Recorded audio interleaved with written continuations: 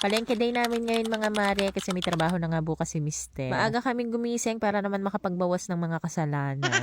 Nang makauwi nga kami galing church, hinintay ko lang na makatapos si Mister dun sa mga manok niya tapos ayun, nag-aya na ako papuntang palengke. Sunday ngayon, kaya naman gagawa si Mister dun sa bahay at di na nga kami sasama ni Ini. Kasi ang dami ko nga ditong editin at saka ang dami ko pa rin ngang gagawin. So bale, ayan nga pala yung mga pinamili ko. Pang-ulamin, saka mga snack nga namin. At syempre yung mga gamitin dito sa bahay. Bumili na rin nga pala ako ng 3 pirasong pot holder at alam nyo ba, 25 pesos lang. May nangangain kasi ata dito ng pot holder kasi yung mga dati kong pot holder di ko na makita-kita kung nasa saan. So, yan lang naman lahat yung aking pinamili. Medyo sawa pa nga kami sa baboy, kaya naman hindi na muna ako bumili. Saka isa pa meron pa rin kaming konti sa ref. Halos 1 linggo rin kasi talaga na panay baboy nga yung ulam namin. Kaya naman ngayon, mag-iisda naman kami. Saka pala manok, bumili rin ako ng konti. Pagkatapos ko maisalansan dyan mga mare, aayusin ko naman nga itong aking mga pinamili na ito. At dahil vloggeris-tiris tayo, naku, bibidyohan muna natin bago natin iayos. Kaya magtatagal na naman nga dito ang mare nyo. Kung sa totoo lang, konti lang naman yan at madali lang sanang matapos. Kaso lang ayun nga, kailangan iba-iba pa yung anggulo ng camera, kaya palipat-lipat din nga. Kung walang video-video, mga kalahating oras lang, tapos na ako dyan, baka hindi pa. Pero kapag ganitong may video, naku, maabot talaga ng 1 oras.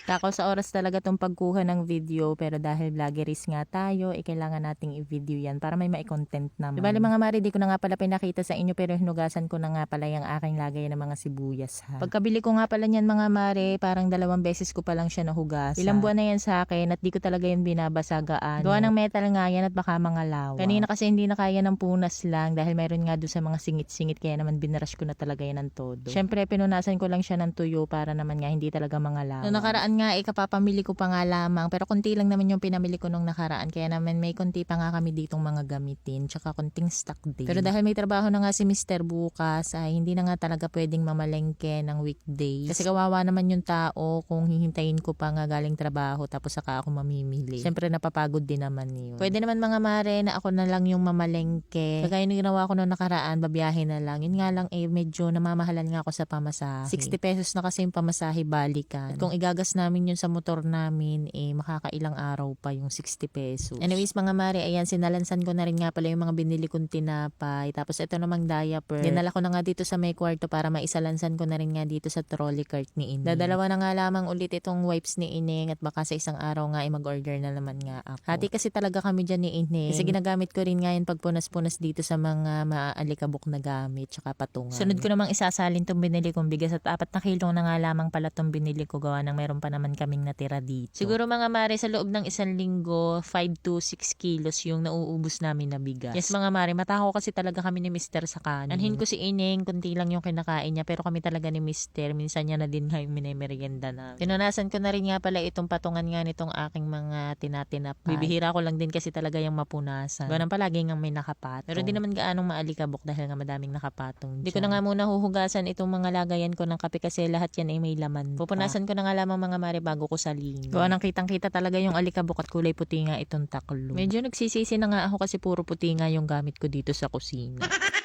Charot lang mga mare. Maganda naman tingnan no kapag nga panay puti yung gamit. Pero alam nyo noon mga mare, yung mga gamit ko talagang iba't iba talaga yung kulay. At para sa akin maganda yun kasi parang ang saya-saya nga ng kulay nila. Pero ngayon nga habang tumatanda ang mare nyo, mas gusto ko na nga na puti, cream or brown nga yung aking mga gamit dito sa bahay. Inuunti-unti ko talaga yung mga gamit ko na yan. Gawa ng noon talaga noon nagsimula ako dito sa pagbablog na kung makikita nyo kakalug-kalug nga tong kusina ko. Kasi sa totoo lang mga mare, wala talaga akong mga gamit noon at kukunti lang talaga. Tapos halos bigay nga lamang mga mare yung mga gamit ko. Kaya iba-iba rin nga yung kulay. Pero ngayon nga mga mare, ayan, nakakapag-utay-utay na nga akong mag-ipon at nakaka-order na nga ang mare nyo kahit papano. Speaking of order, ayan, dumating na rin nga pala tong in-order ko para dito sa may sala kusina namin. Pero di ko na nga muna yan open at tatapusin ko na nga muna tong ginagawa ko dito. Bumili nga pala ako ng breadcrumbs, gawa ng mag-chicken fillet nga ako sa isang araw. Kinuha ko nga tong garapon ng aking breadcrumbs para maisalin ko na nga dito. Parang sinukat talaga kasi saktong-sakto nga lamang yung laman itong breadcrumbs dito sa may garapon. Nga pala mga mare, yung wood calendar ko, hahanapan ko nga pala yan ng bagong patungan. Hindi naman kasi talaga dapat yan doon sa aking patungan ng mga tinapay. Nilagay ko lang doon, gawa ng wala nga akong maisip kung saan ko pa yan ilalagay. Kasi hindi ko pa nga nagagawa yung DIY na gagawin ko dito sa aking kusina sala. Pag natapos ko na yun, doon ko nga pala yan ilalagay. Anyway mga mare, magpapalit na rin nga pala ako ng sponge kasi nakakaawa na talaga tong sponge ko. Kung nakakapagsalita lang talaga to, naku, nagmakaawa na yan sa akin, napalitan ko na siya.